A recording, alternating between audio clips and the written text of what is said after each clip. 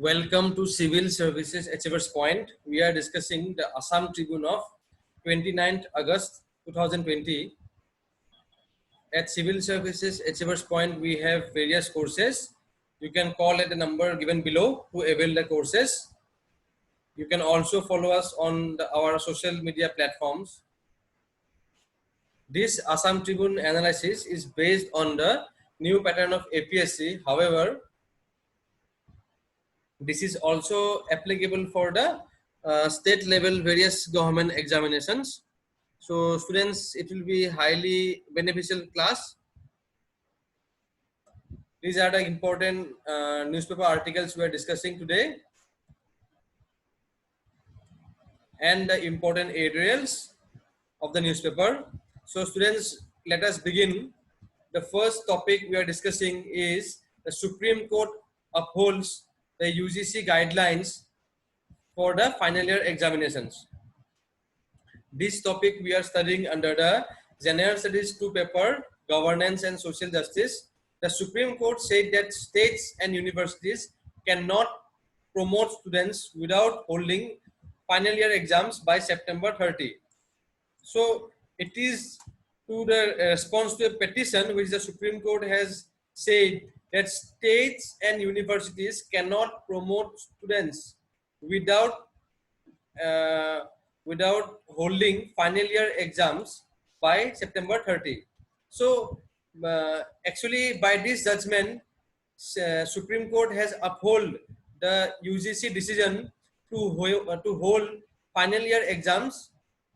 And if Supreme Court has further said that if any state feels they can't conduct exams by the date by September 30, if they cannot conduct examinations, then they must approach the UGC for new dates to hold the exam.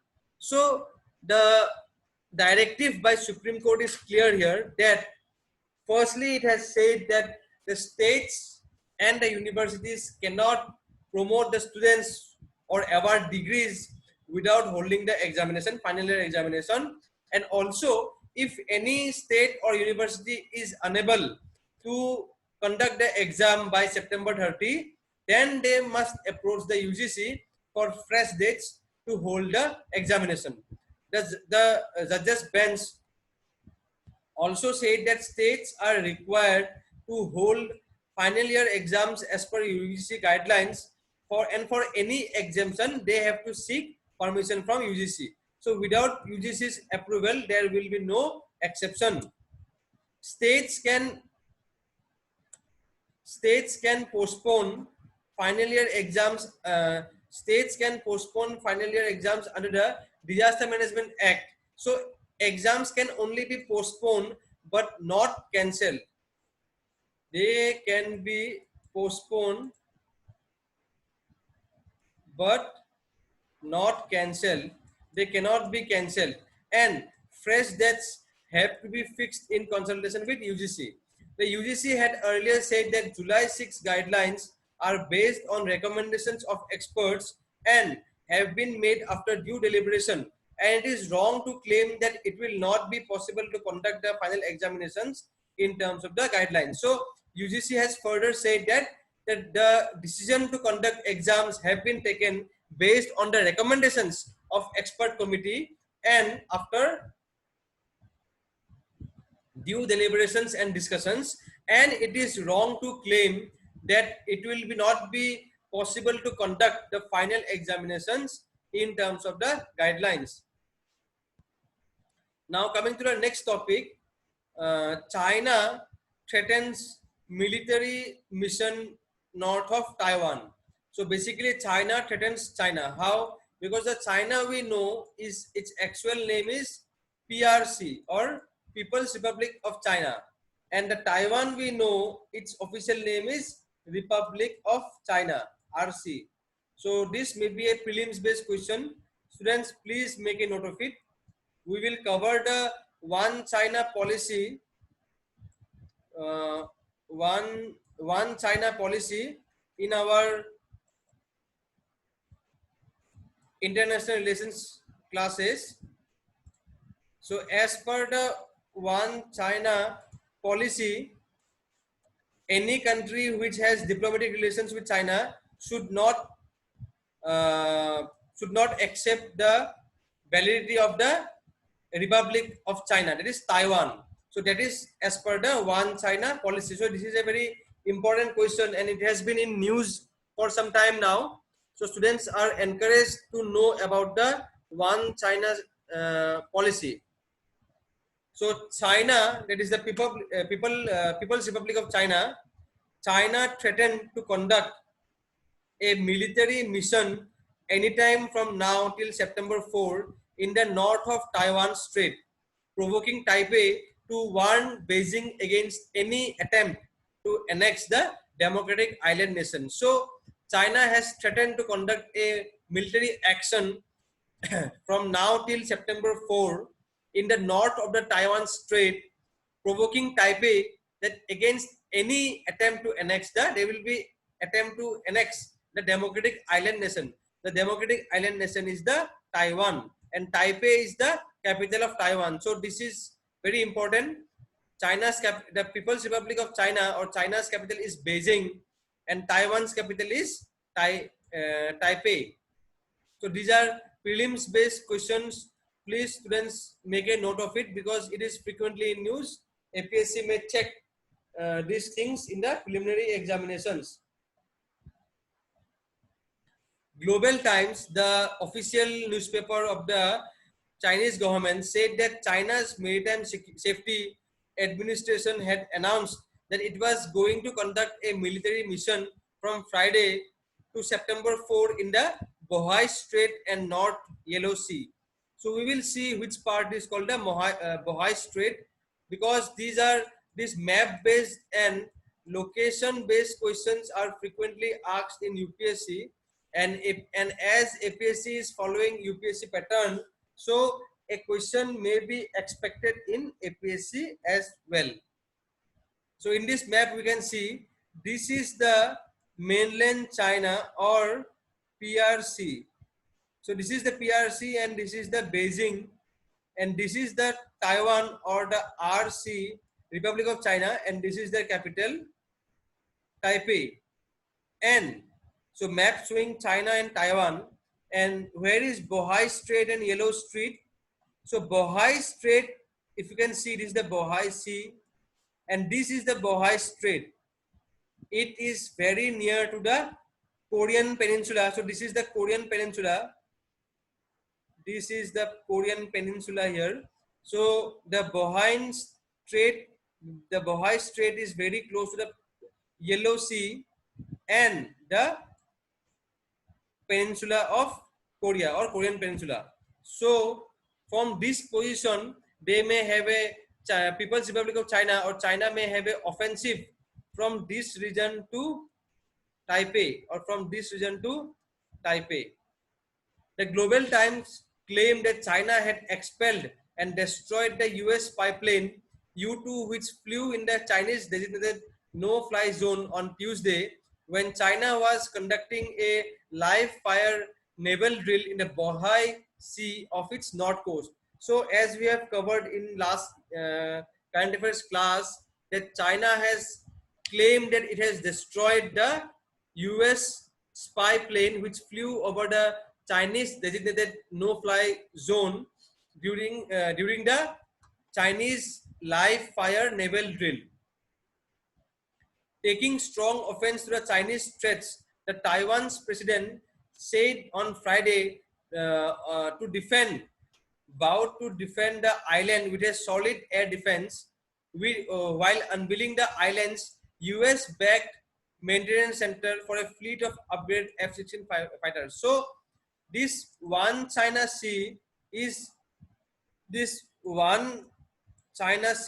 contested by USA, as USA has diplomatic relations with Taiwan and USA supports Taiwan and backs Taiwan by giving the F-16 fighter planes. So this complicates the situation in the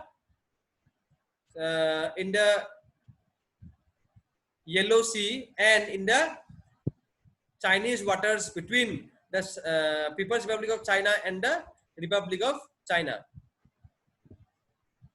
Also, we have covered in the last class that tensions in the region have escalated as China fired one intermediate range ballistic missile BF-26B from the Qinghai province and another medium range ballistic missile BF-21D from Zhejiang province into the South China Sea. So this we have already covered in our last current affairs class. Now coming to our next important topic, we have been following this news. Arunachal Pradesh passes a resolution to bring state under the 6th schedule. So this topic we will study under the General Studies 2 paper, Polity and Governance. The Arunachal Pradesh Assembly passed a government resolution to bring the Himalayan state under the ambit of the 6th schedule of the constitution, besides amending article 371H to safeguard the rights of the indigenous people of the state. So two steps taken by Arunachal Pradesh. First is that Arunachal Pradesh Assembly passed a government resolution to bring the Himalayan state under the ambit of the 6th schedule of the constitution. Besides, also it has proposed to amending 371H to safeguard the rights of the indigenous people of the state. The chief minister has termed the chief minister has termed the resolution as the biggest step to safeguard the rights of the people of the state. So it is said to be the biggest step to safeguard the rights of the people of the state. We have to work hard as the journey is tough. The resolution that we are sending to the center is the aspiration of the people of the state. So it is said to be that the resolution is describes the aspirations of the people of the Arunachal Pradesh state. So further, the Home Minister of Arunachal Pradesh said that other than Bengal Eastern Frontier Regulation 1873 and the Chin Hill Regulation 1896, there is no provision for protection of the indigenous rights of the state, adding that Article 371H does not guarantee protection of the state. So the existing provisions does not, as per the Home Minister, the existing provisions does not provide adequate protection of the state. That is why they have proposed to add the state of Arunachal Pradesh into the 6th schedule. The resolution read, the Legislative Assembly resolves that the state of Arunachal Pradesh be included in the 6th schedule of the Constitution of India to protect the tribal rights of the indigenous people of Arunachal Pradesh. So this is the official statement of the resolution. Also, the Legislative Assembly further resolves that the special provision with respect to the state of Arunachal Pradesh be further strengthened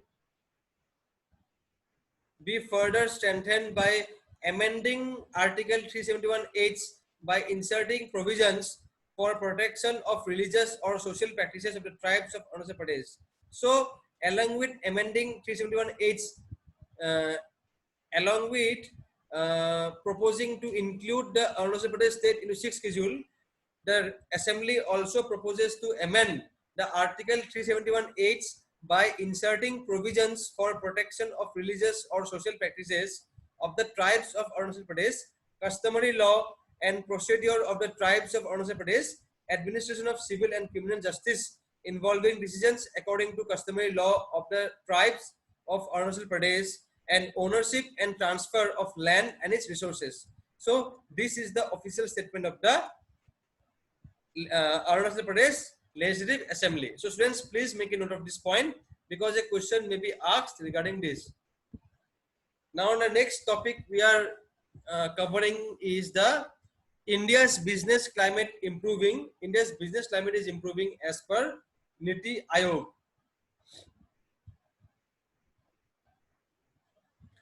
This topic we are studying under the General Studies 3 paper, Economic Development. India's climate has been continuously improving and the government will work tirelessly to make India one of the easiest countries to invest and create wealth. So this is as per the Niti Aayog CEO Amitabh Kant. So students, please make a note of it. Who is the CEO of Niti Aayog? Because APSC asks these questions in prelims.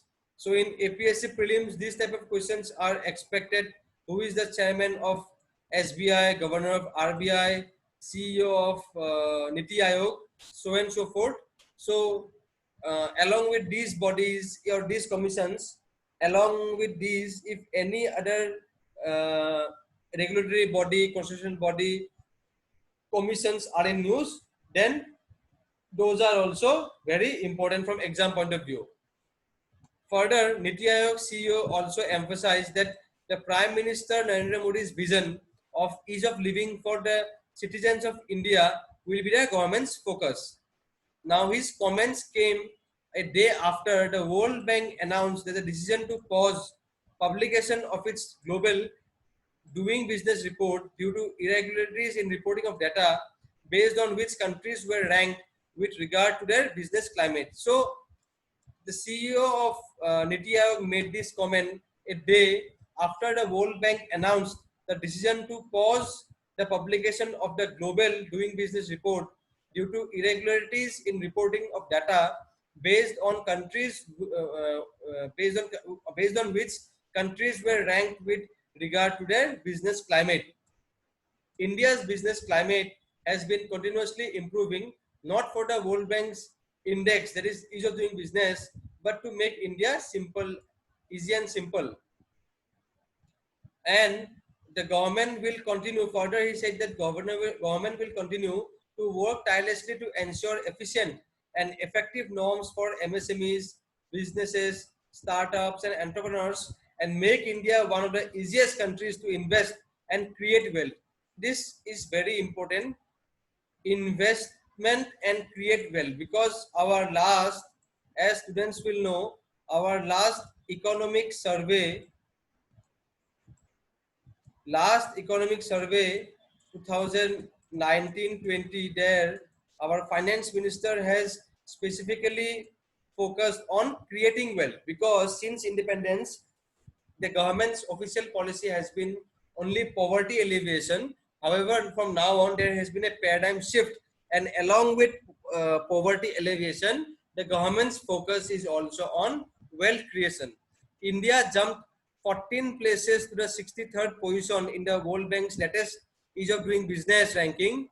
India has improved its rank by 79 positions in 5 years. So in 5 years, India has moved ahead 79 position, and currently India is have moved to the 63rd position. About the World Bank's decision, Niti Aayog's Vice Chairman Rajiv Kumar said the World Bank should be carrying out a serious investigation into the irregularities in reporting of data. So this is important because who publishes this report? World Bank publishes what report? Who is the CEO of Niti Aayog? Who is the Vice Chairman of Niti Aayog? So these questions may be asked in APSC prelims. So students, please make a note of these points. Now we will discuss the editorials of Assam Tribune. The important editorials of Assam Tribune. The first editorial we're discussing is the TB killer enemy now on the back burner. So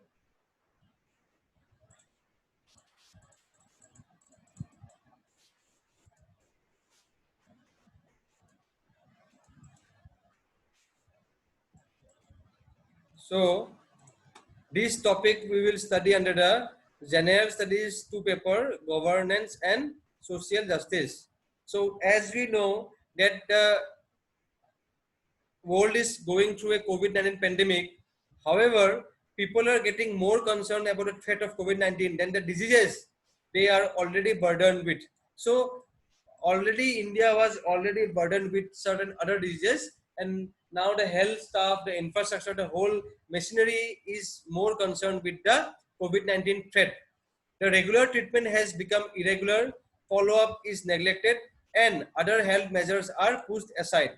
The COVID-19 pandemic has somewhat pushed a few important infectious diseases and some non-communicable diseases to the backyard in India.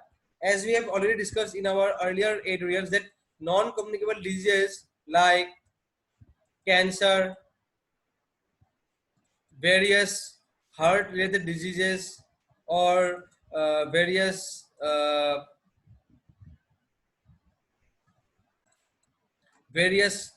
cardiovascular diseases, also heavy diabetes. So along with the non-communicable diseases, certain infectious diseases are also neglected. Patients, caregivers, doctors, and activists are now worried that the nation's attempts to address one public health crisis might end up severely jeopardizing efforts to end others. So too much focus on one might jeopardize the efforts on others. We may survive the COVID-19 pandemic now, but succumb later to other diseases. The old enemy is within.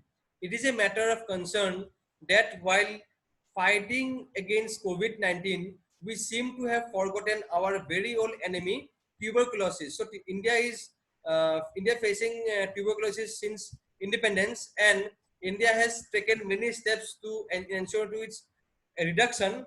But due to this COVID-19 pandemic, it got neglected. So this editorial discusses that it might impact the recoveries made by India and move back India 5 years backwards. 5 years backwards. Every year, here it is some facts given. So these facts students should make a note of it, and if any question comes, these facts can be used in examination. Every year, about 10 million people fall ill worldwide with tuberculosis, that is TB, despite being a preventable and curable disease. So TB is a preventable and curable disease. 1.5 million people die worldwide from TB each year, making it the world's topmost infectious disease. So as we have discussed in our earlier editorials or classes, that there are certain other non-communicable diseases, but along with non-communicable diseases, there are also certain infectious diseases, and among the infectious diseases, TB is the most deadly. India reports more than 25 lakh active TB patients and more than 4 lakh TB deaths every year, the highest in the world. So this is an important fact. Students, please make a note of it, that India reports more than 25 lakh active TB patients and more than 4 lakh TB deaths every year, the highest in the world. India also has the highest number, the largest number of cases, multi-drug resistant TB, a more virulent form of the disease that is harder to cure. That is why it is always advised to take the medication as prescribed by the doctor, because many times what happens that patients stop taking medicine once they show some signs of recovery, and then when the TB is not cured 100%, then the TB it shows the drug resistance. Then after the TB again shows symptoms, if the second time the patient tries to continue the prescribed medicines, then the medicine does not work, because in the meantime the TB has become drug resistant. So this is what is meant by multi-drug resistant, and this is a very serious issue in India. Along with multi-drug resistant TB, there is also an issue called antibiotic resistance. So we have become antibiotic resistance, and in the next few, and some scientists say that in the next 100 to 200 years, the human civilization will become totally antibiotic resistant, and the antibiotics will no longer exist. Then a simple cut or a wound may kill many people. As we know, and UPSC has been asking regarding this antibiotic resistance repeatedly, it's time APSC will also focus on this health epidemic. So students, please make a note of it. as we know that most of the healthcare professionals are now busy focusing on the COVID-19 cases, patients suffering from TB, patients suffering from TB, considered one of the biggest killers in India, are facing difficulties in getting the optimum healthcare. So, as most of the healthcare and health professionals are busy with COVID-19, then the patients with TB are not getting or are facing difficulties in getting the optimum healthcare. TB patients are getting affected in every way, from testing, diagnosis, and registration of new cases to follow-ups and also access to medicine. So they are facing multiple problems because of the over focus or too much focus on COVID-19. The government has no sufficient grassroots health workers who could be deployed in to hand out TB medicines to patients in villages, as most of them are now engaged in tackling the pandemic. Modeling works or sampling works suggest that if the COVID-19 pandemic led to a global reduction of 25% in expected TB detection for 3 months, a realistic possibility given the levels of disruption in TB services being observed in multiple countries, then we would expect a 13% increase in TB deaths, bringing us back to the levels of TB mortality that we had 5 years ago. So this is a very important observation, that sampling model has suggested that if the COVID-19 pandemic led to a global reduction of 25% in expected TB detection for 3 months, a possibility given the levels of disruption in TB services being observed in multiple countries, then we would expect a 13% increase in TB deaths, bringing us to the levels of TB mortality that we had 5 years ago. So this our negligence may take us back to the position we were 5 years ago with respect to our fight with TB. On the other hand, the fear of contracting COVID-19 has driven many patients to stay inside their homes. So this is another factor that many patients are not going for a testing and their medications. This may impose a serious risk to the resurgence of the vaccine preventable diseases. So as tuberculosis is a vaccine preventable disease, but our negligence might increase its risk. The vaccination of the BCG has also decreased, which may in coming times decrease the herd immunity against TB in the society. So for TB, the vaccine is called BCG. It's an antibiotic, and the taking of vaccination has decreased, which may decrease the herd immunity against TB in society. Tuberculosis prevention and care during the COVID-19 pandemic is an important issue that needs immediate attention. Health services need to be actively engaged for an effective and rapid response to COVID-19 while ensuring that TB and other essential health services are maintained. So on March 24 this year, the World Health Organization also directed countries with high TB burden to ensure that essential health services and operations are continued to protect the lives of people with TB. So the World Health Organization has also given its directions. Patients with TB suffer from compromised lungs. So TB also affects the lungs. If they contract COVID-19 infection, their survival chances extremely low. So survival chances decreases. People suffering from COVID-19 and TB show similar symptoms such as cough, fever, and breathing difficulty. Both the diseases primarily attack the lungs. The union government needs to take measures to ensure continuity of services for people who need preventive and curative treatment for TB. People-centric delivery of TB prevention, diagnosis, treatment, and care services should be ensured in tandem with COVID-19 response. So, along with COVID-19 response, there should be TB prevention, diagnosis, treatment, and care services should be ensured. Administrative, environmental, and personal protection measures apply to both TB and COVID-19 also. Tests for TB and COVID-19 are different and both should be made available for individuals with respiratory symptoms. People-centric outpatient and COVID and community-based care should be strongly preferred over hospital treatment for TB patients. So, community-based care should be strongly preferred for over the hospital treatment for TB patients unless serious conditions require hospitalization to reduce the opportunity for COVID-19 transmission. So in order to minimize the COVID-19 transmission, TB patients should be treated at the people-centric outpatient or OPD, and community-based care should be given.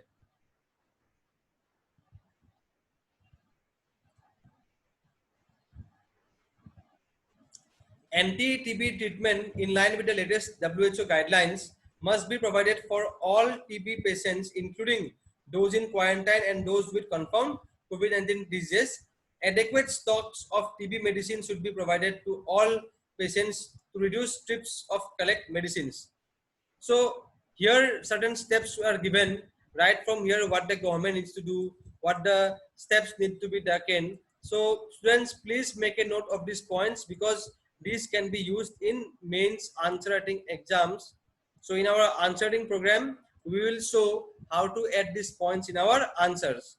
The use of digital health technologies for patients and programs should be intensified, and this is in line with WHO recommendations that technologies like electronic medication monitors and video supported therapy can help the patients to complete their TB treatment.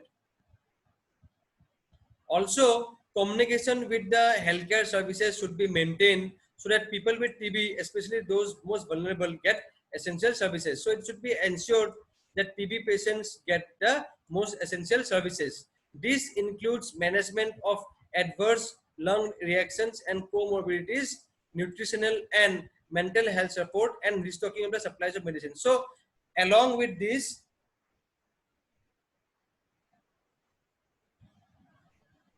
this includes management of adverse drug reactions and comorbidities. What are comorbidities?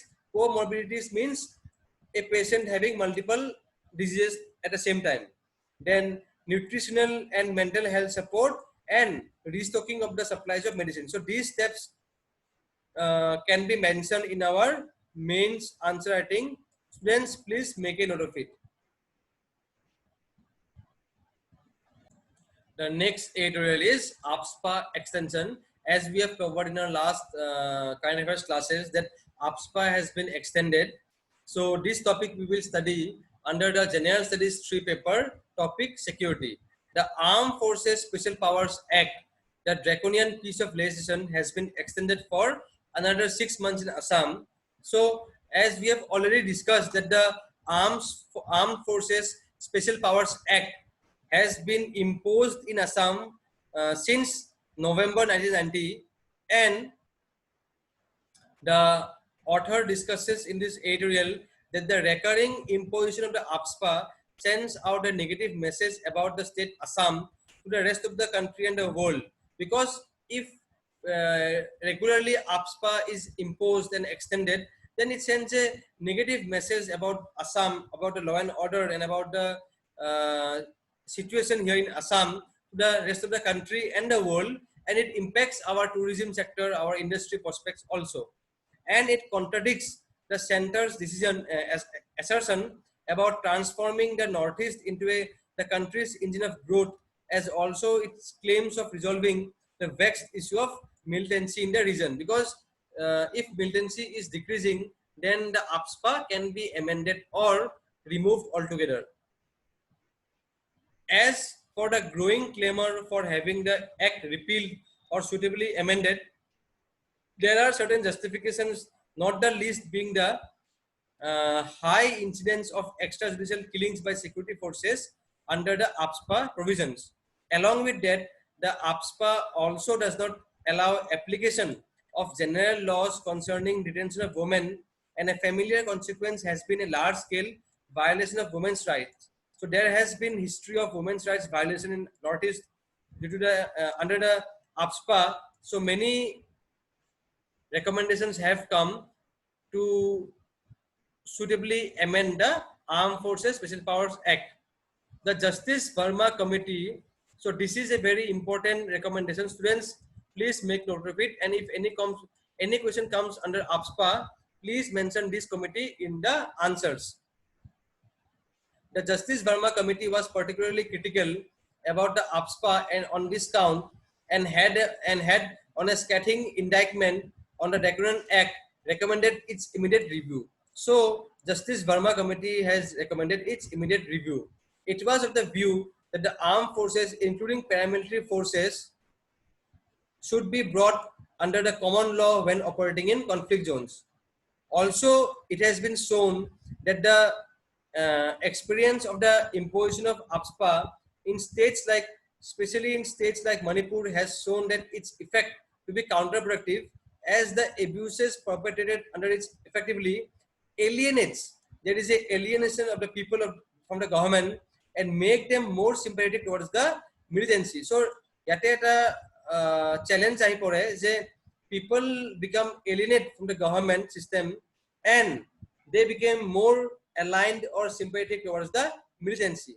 So here a suggestion is given. The need is to have a mechanism that can deal effectively with militancy without undermining the human rights of the people. So we have to deal effectively with militancy, but also at the same time we cannot undermine and respect.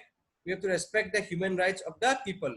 So friends, with this we come to this today's current affairs class. I hope it was a very fruitful session. Thank you for watching. Thank you.